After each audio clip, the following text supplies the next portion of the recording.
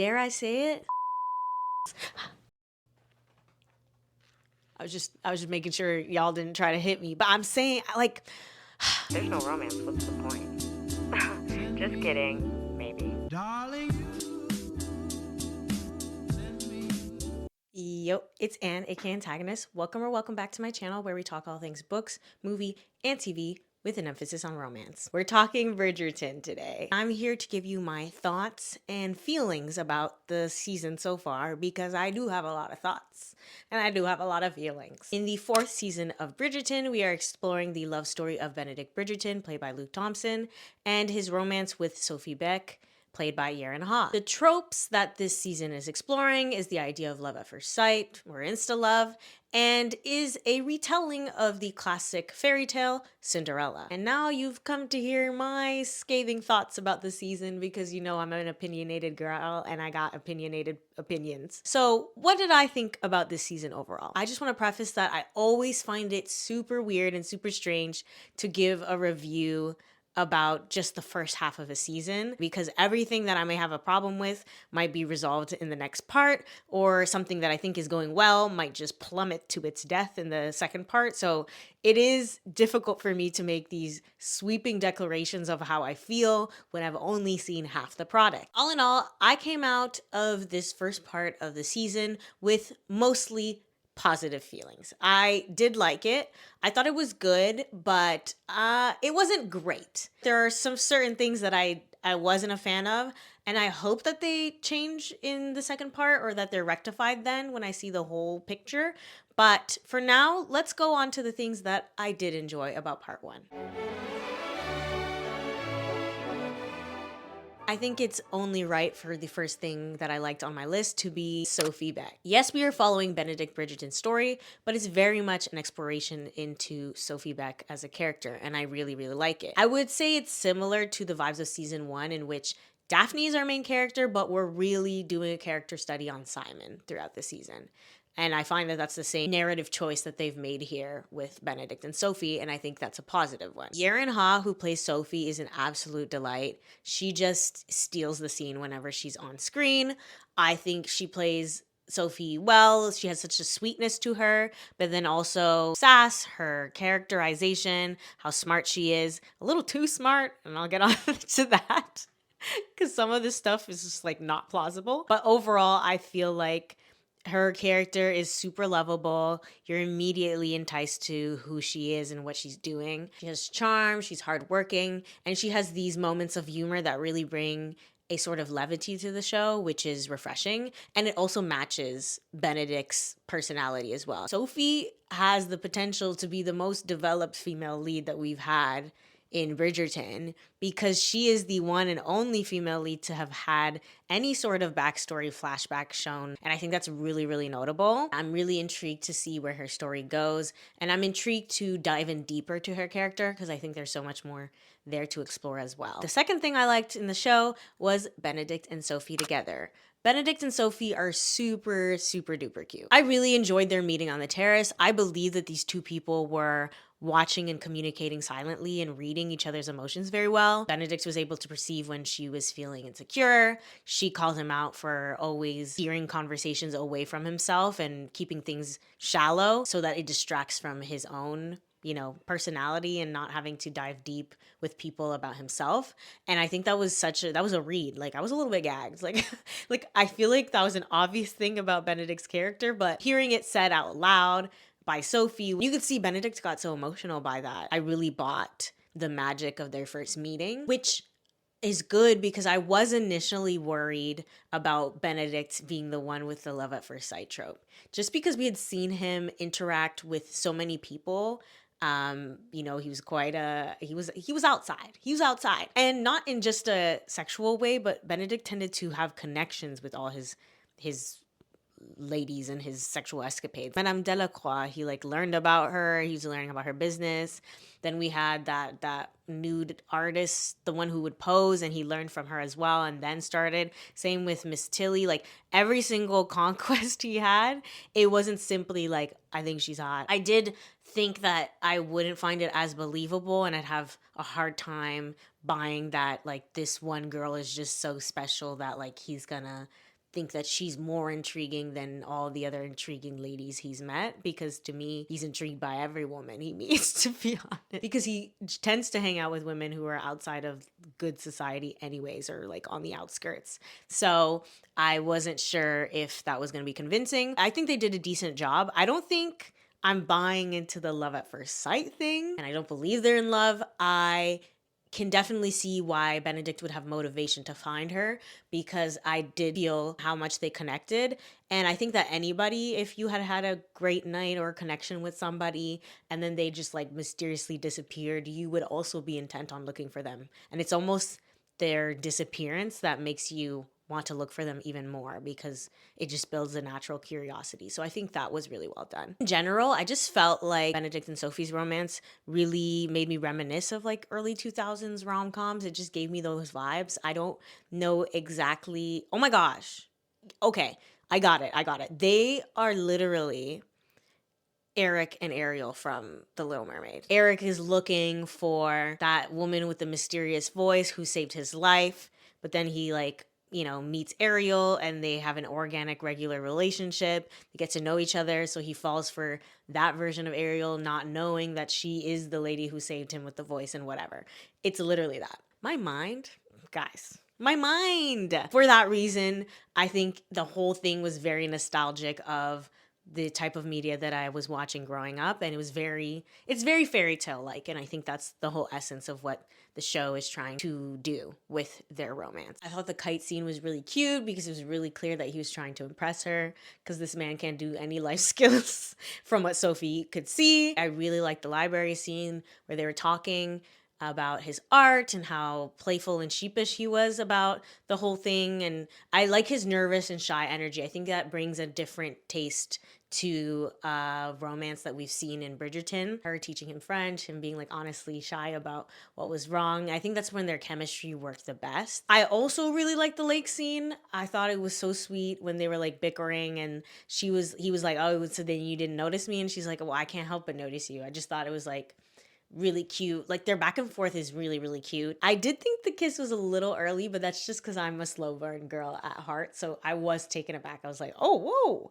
But I don't know why, because they had already kissed like in the first episode. But like I am the way I am. All in all though, from this first part, I can definitely tell that they have crushes on each other.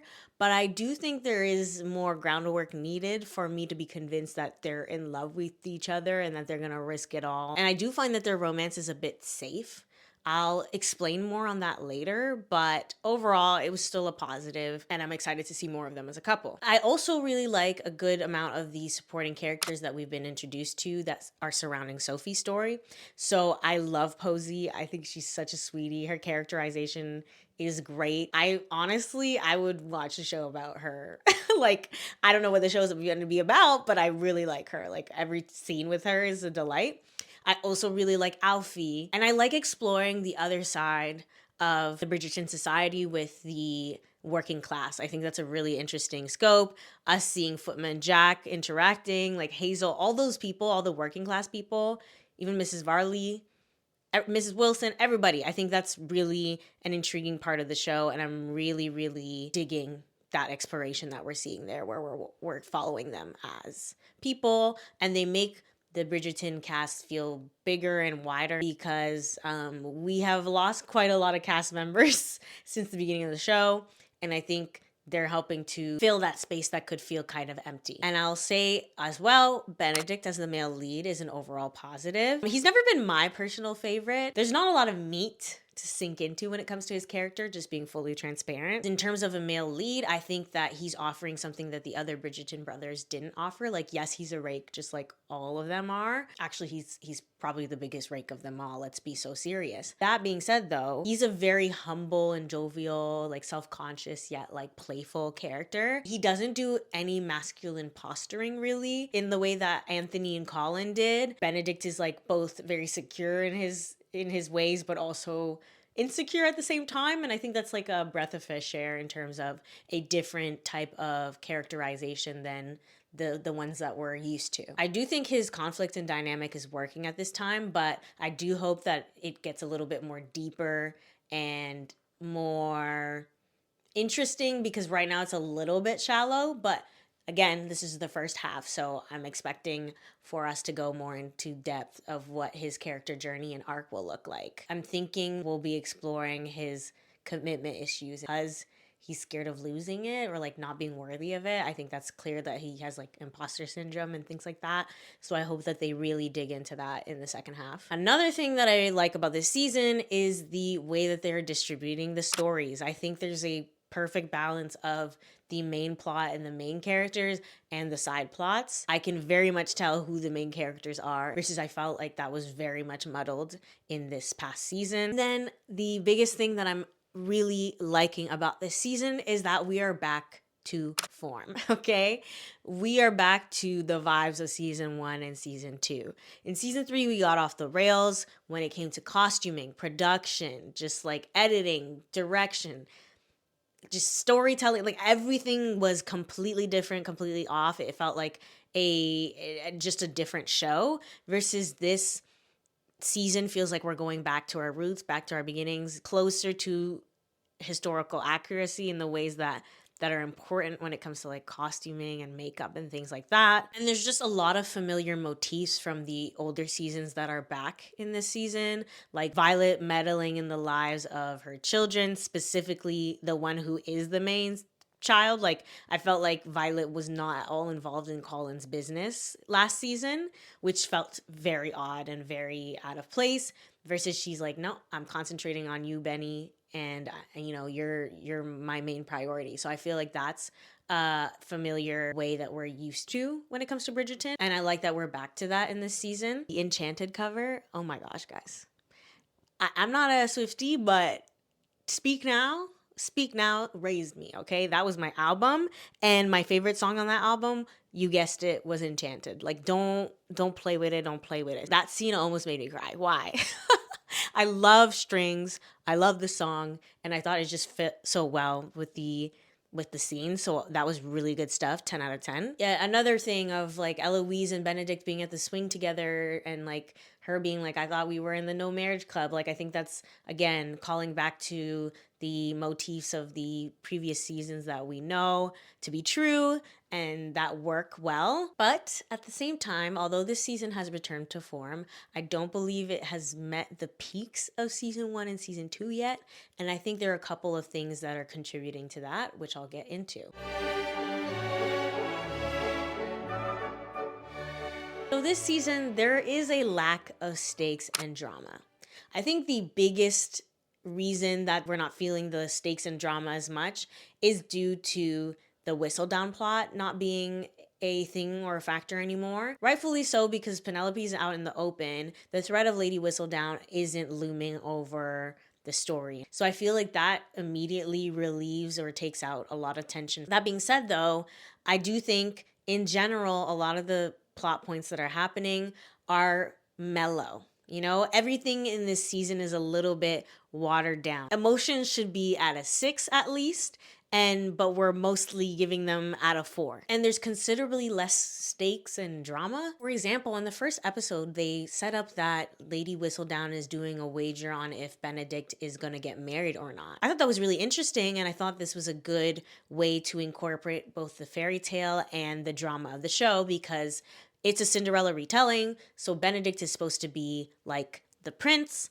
the chosen one that everybody wants to get. So making him the point of interest in the Lady Whistledown and making a game out of it made me think that it would really affect the way that he moved through society during this time, because everybody would be looking at him, trying to win. Like I thought people would be putting in their own money as well. Like I thought they would make a big pot for everyone in like the society to participate in this wager. And then that would cause people to start taking things into their own hands, like being like, okay, let me introduce my daughter because not only do I want her to marry rich, but I want the wager to do this. Or I thought people would start making bets on like specific things like, oh, if he marries a blonde by the end of the season, I get $50. Da da da da da. Like I thought that's what it would happen, and it would, create a sensation around him. And that would make it even harder for him to find the lady in silver. But that plot point was very much dropped. It didn't go anywhere. That could have even caused tension because at first Benedict could have been upset about the whole wager thing, but then he tries to use it to find Sophie. Because I just find that him not being able to find Sophie was almost laughable. Him looking at lips of women of color with like your girl has she has pale skin. I don't know why you're being confused with like the lips and whatnot.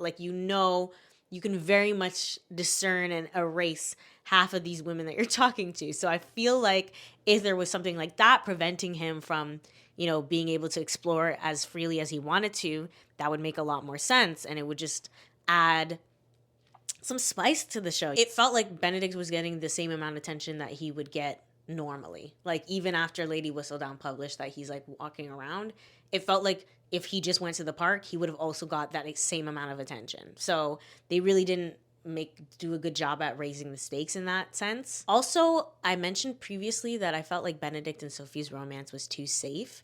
And that's because when it comes to all the other seasons, it felt like the couple had done a lot more things to each other, whether it was toxic or not. It felt like the couple had done a lot more action and drama towards each other, so that by the fourth episode, we were really biting our nails, like being like, what's gonna happen? Like in season 1, Daphne and Simon had already like broken up, and he was like, I don't want to see you no more. And she's like, I'm gonna play games and da da da da. And then by the fourth episode, they're married. So that showed a lot of like romantic development. Same thing with Anthony and Kate. They're like fighting their attraction to each other, like the will they won't they, and then Anthony does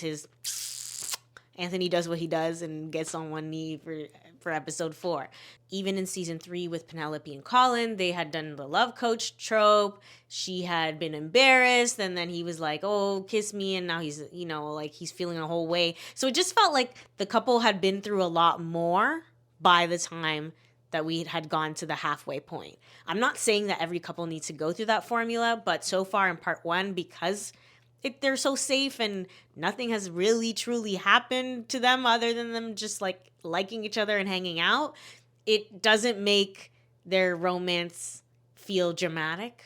And there doesn't seem to be a lot of stakes. And the only issue we've had so far is what Benedict says at the end of episode 4. I guess what I'm saying is like the only thing that we have is the external conflict of them being a different class and of Sophie not wanting to reveal herself as the Lady in Silver because of like her own self-esteem issues.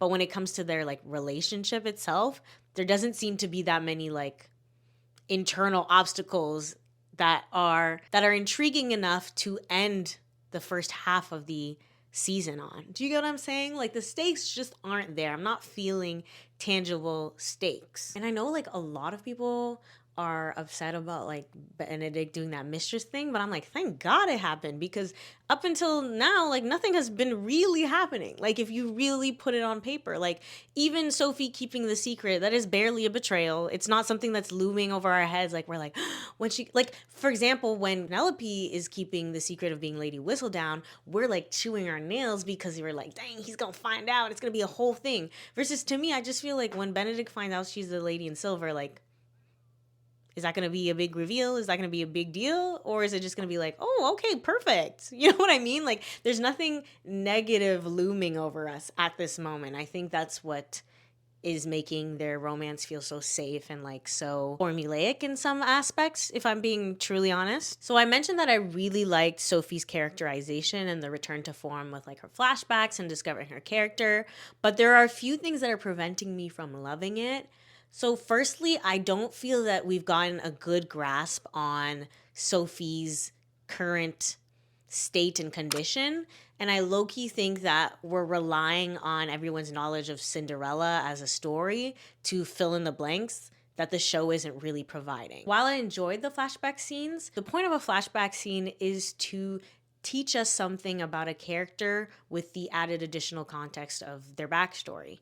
However, The only context or additional lesson that we learn about Sophie is that she's illegitimate. And they continue to teach us that exact same lesson throughout all the flashback scenes. But I think I would have appreciated seeing more detail about her relationship with Araminta and how she had been treated. Because in the flashback scenes, we see Sophie at a really young age, around like 10, 8, 10, being introduced to Araminta, and Araminta has a quick switch in her attitude as soon as she learns that Sophie is Lord Penwood's bastard.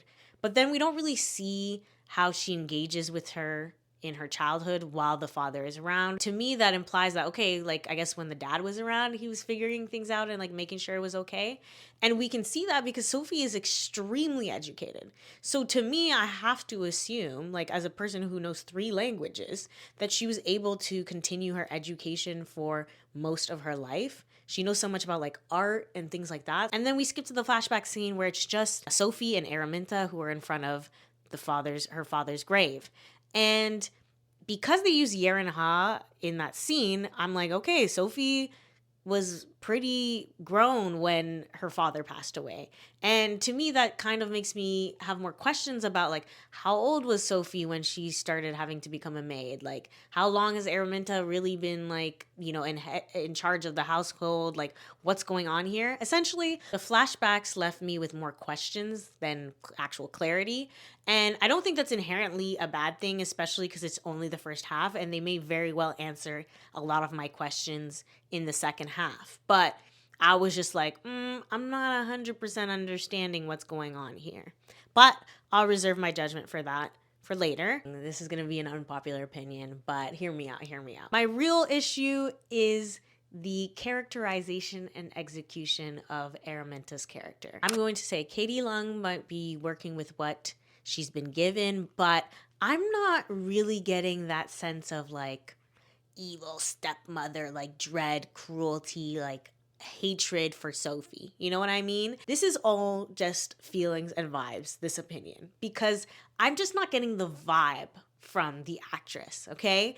When these scenes are happening, it feels like emotionally she's at a 4 when I need her to be at like a 6 or 7. Like, even the fight between Sophie and Araminta, where she finally lets her go after confronting her for stealing her shoes and all that business, I felt like Yeren was giving her all. I really felt the emotion coming from Sophie. It was a really good scene. But then, to me, Araminta's, like, emotions just weren't giving. Like, even when she says, like, you were his mistake, like, I just didn't feel that hatred. To me, in certain lights, and it may be because of the delivery, Portia Featherington has been more cruel and like more, I felt like she's been more cruel to her daughters in certain scenarios. Although there are reasons why she does it.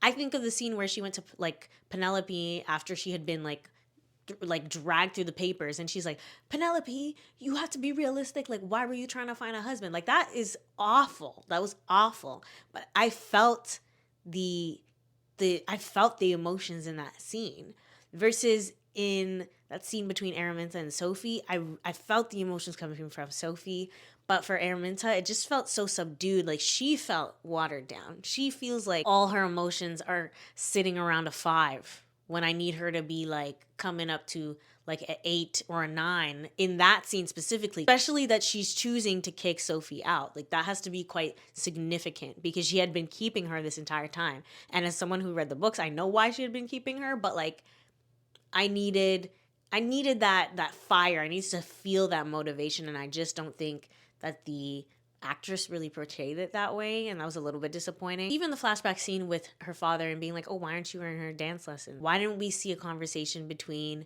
like Araminta and the dad, and like Sophie overhearing it, and she's saying like, you're embarrassing me by bringing this lady around here, like, I don't want her here, I don't want her ever, like something like that, so that we understand the inherent hatred that she's always had for her. I think that would have been a good way to convey when the cruelty from Araminta started and how it progressed further on as Sophie grew up, and then finally penultimate like cruelty as the father died, so that, you know, Araminta could fully go full evil stepmom. I feel like even George's mother and Queen Charlotte like gave more evil villain than the way that Araminta's Emotionally speaking, like I'm saying the emotion that they brought to the scenes, I'm just not feeling it from Araminta's portrayal right now. Another thing that I'm not loving is the side plots. I know I just praised the show about its distribution of the side plots, but the actual side plots that we're getting, frankly, I have to say it, they're boring. They're boring. The side plots we have are terribly uninteresting, and it feels like the cast is shrinking, and obviously it is, but it's also shrinking in relevance. I didn't find any of the stuff with Francesca and John engaging. It almost took me out of the story. Like there were certain elements that just weren't believable, like Francesca faking her pinnacle just didn't feel real, because I was like, if she doesn't understand or know what a pinnacle is, how did she know to like act that way? In today's day and age, we can assume that someone had watched or seen adult content and that's why they would act that way. Or even if Francesca had like started to shake because she was taking what, Penelope's explanation of what a pinnacle is, she took it quite literally, so she just started to shake to make it feel like it was happening. That would have made more sense. It's kind of reminiscent of Queen Charlotte, when Queen Charlotte was like, George, can you make sure when you do your thing that my head doesn't bump on the bed, because I don't really like that part. Because like her references are solely based on what she had been told by one person. So I feel like that was a clever way to do this, versus in this instance, it was not clever. It kind of took me out of the show. It didn't really make any sense. But overall, the story to me is not very compelling, and I'm not really interested in it. And dare I say it, guys, I miss the Featheringtons. I was just making sure y'all didn't try to hit me. But I'm saying, like, I would take the Featheringtons on their money hunt over this like watered down, whistled down plot line that we have, or Pollen being like in a carriage and then Penelope being like, I just did your brother so well. Oh, I'm so sorry. I forgot he's your brother. Like, ew. Okay. It's to the point where we're recycling shots from season 3 just to like pretend that Whistledown is still around. Like, what are we doing and why are we doing it? I don't want this. I want like things that matter. And even with Colin, like he's giving team furniture, and I thought he would have more interactions with Benedict, but that's because there's a brother missing. There's a brother missing in part 1 that is very significant to Benedict, and that's Anthony, okay? We know this. We know that. Another example of like the ways that the side plots are not really working this season is with Eloise. I feel like Eloise and Benedict, we all know that they have a really close sibling bond, and I felt like it was used very well in the first 2 episodes, especially in episode 2 where she's helping Benedict with the search and stuff, and she has a real heart-to-heart with him about like, felt like we were both on the whole we're not really wanting to get married thing, and then he confesses that he feels like he's not worthy of being somebody that someone would want to marry. And I felt like that was really well done, but then Eloise kind of drops off in terms of her relevance in the show, and her plotline is just like, oh, she's being relegated to hanging out with the kiddos because she's not married. And I'm interested and intrigued to see where they take her side plot, but in terms of action, there is no action to her side plot at this point. Feels like she's being put on ice right now until her season comes through.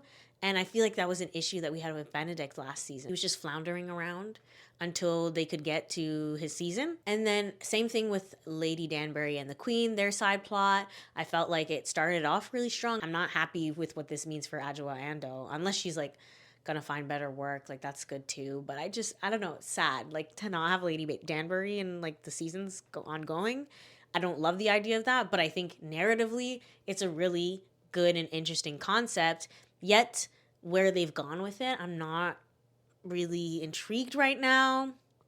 With like Alice Mondrich being like the angle they're going with it, I don't have a problem with it being Alice Mondrich. I just think the way they've gone about it isn't exciting. Like it isn't bringing anything to the story. I feel like this would be an easy way to bring humor of like Lady Danbury is trying to escape the Queen and the Queen just ain't having it. So you could show her trying to bring a bunch of ladies in waiting to like ladies in waiting auditions, like something like that to bring a little spice or something. But because I feel like the whole Lady Danbury giving a really emotional speech about how she wants to go to the motherland and then the Queen going like, no, that was hilarious, comedic gold, and like very compelling in terms of story. So feels like they should have kept that going, a little bit. That energy should have been ongoing. And I hope that they tighten it up a little bit as we go on into part 2. And the last thing I'll say that I'm not like loving about part 1, there was just some sort of like awkward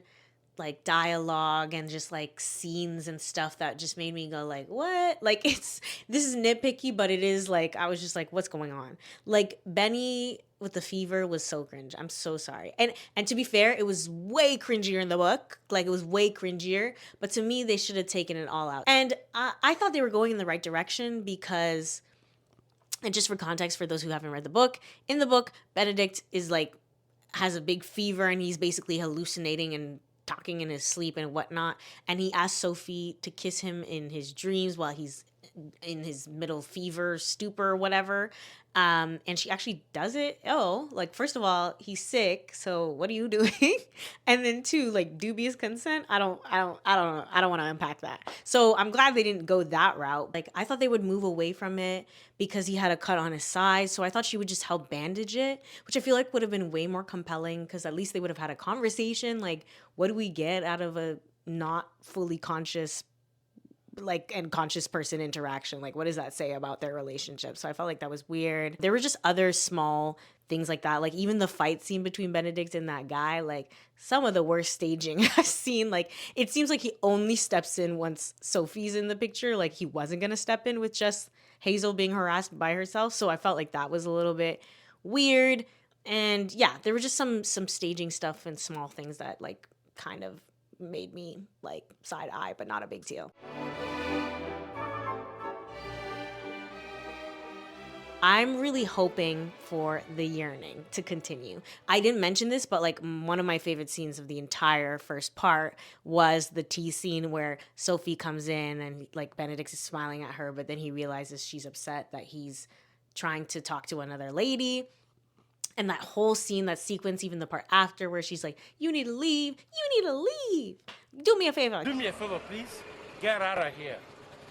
Get out of here, man. Shit, I'm saying. Like, she really was like, you're messing up like my job and everything. And I love that. I love that scene. Like, everything about that scene, inject it. Give me 20 more.